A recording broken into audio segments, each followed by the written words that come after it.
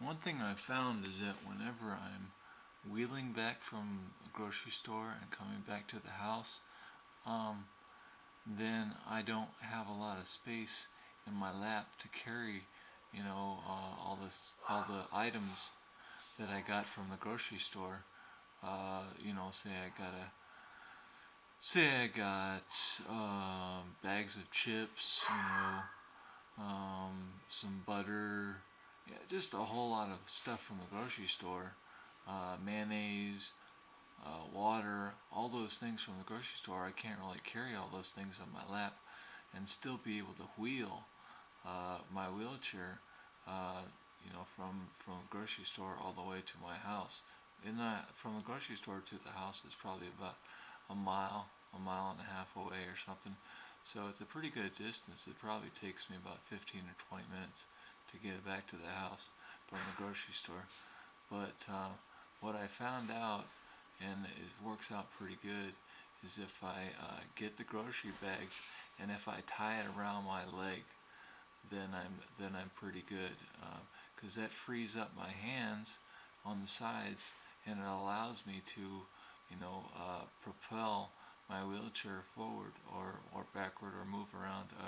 It allows me to move my wheelchair with my hands. It gives me hands-free allowance to move my wheelchair forward and backwards.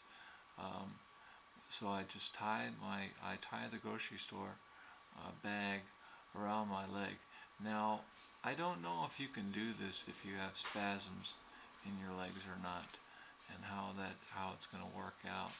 So that's one thing that I'm kind of nervous about. But if I I I have flaccid legs, flaccid muscles in my legs, so I don't really have to worry about the spasms.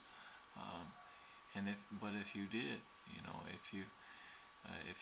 if you have spasms and if you tied the bag around your legs, would it cause your legs to jump around or jump about and things like that?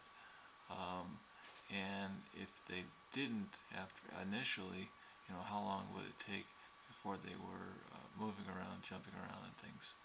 Um, and I just, what I like to do is uh, I was thinking about getting some butter, but actually I got some margarine instead. I don't know the health gains of margarine or butter compared to health gains of margarine. Um, but I'm more interested in the amount of saturated fat. I would like a high amount of saturated fat right now in the butter that I get. But the butter needs to be refrigerated, so that's why I'm putting it in the refrigerator there. Um, and this is an example of what I would do. So I have a grocery bag there, but I have Jack in my lap, so I can't really put the objects from the grocery store, the objects that I purchased at the grocery store in the bag, sitting them in my lap because Jack is in my lap.